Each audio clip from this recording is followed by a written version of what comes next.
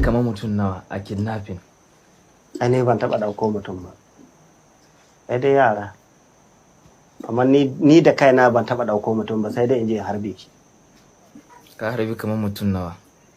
Ka harbi kamar mutum nawa? To gaskiya yan banga kan tsakani da Allah da Annabi wanda na kashe gaskiya gaskiya tsakanin da Allah gaskiya ban san iyaka su ba yanzu. Ado Aleru shine yake jagorantar ɗaya daga cikin ƙungiyoyin.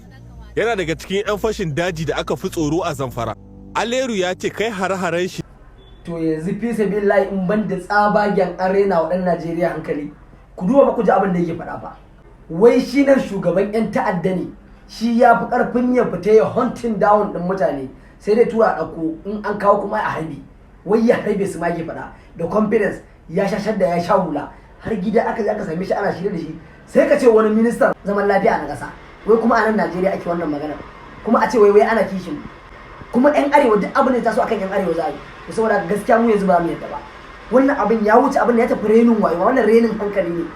A zo wai har gida a ringa zo ana shirye dan ta'adda, dan jarida wai ya je yana shirye da dan ta'adda.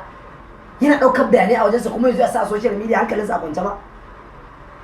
Ni ta je ke zo tar da shi an masa bugun duka, an masa wani makalafata, an sassaba mai kamanni. Ana tambayar sa yana amsa da yar an daure shi an mai daurin butan malam amma ka duba gan shi wai aka dan ta'adda ne. To saboda ka wallahi mu yanzu kawai enough is enough. Ba za mu haƙura ba kuma ba za mu yadda ba saboda kuma neman yancin mun riga mun an nuna mana bambanci mu yan arewa mun san matsayin ma yanzu saboda ka wallahi tallahi kan magiya waye mun daina bari ana raina mana waye kawai ai mana adalci wannan shine kawai sannan ko bugu da ƙari duk halin da aka shiga ciki ya kamata mun gane wa kanmu sauki musamman yan uwan mu yan arewa na zo muku da wani sabon kasuwanci wanda ba ma suka fito da kai hayaniya ba sunansa affiliate marketing kana zaune ma zaka iya yin business ka samu kuɗaɗenka domin mu samu akan mu sauki saboda wani lokacin ma yan arewa muna da laifi yan kudi suna da wannan wayewar ba sai ka je ka sha wahala za ka samu kuɗi ba Allah ya ci yayi kaɗan daga cikin irin ayyukan da suke cikin wannan kamfani ne affiliate marketing akwai irin su Amazon KDP Triple H formula kamar irin marubuci ne kai yadda za ka yi rubutun littafi ko ba maka na kai rubutun ba robot ne zai ma rubutun sannan kuma ka ɗora cikin wannan kasuwa ta affiliate marketing kuma a siyar ka samu kuɗi kuma sannan a biya ka kuɗin aikinka akwai kuma learning and mastering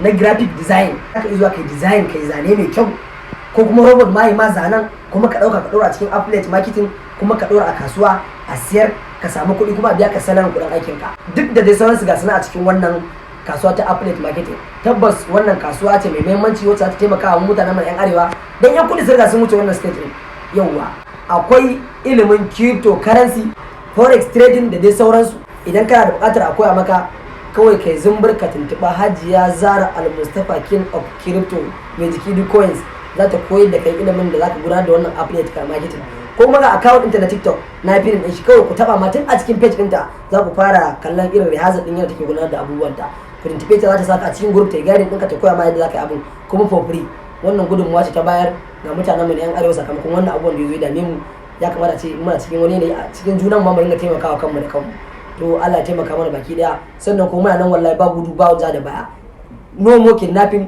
no more bleeding arewa kuma a sakan mana yan matan da aka kama idan ba haka ba wallahi tallahi idan bai kwaci billahi azim babu wanda isa dakatar da mu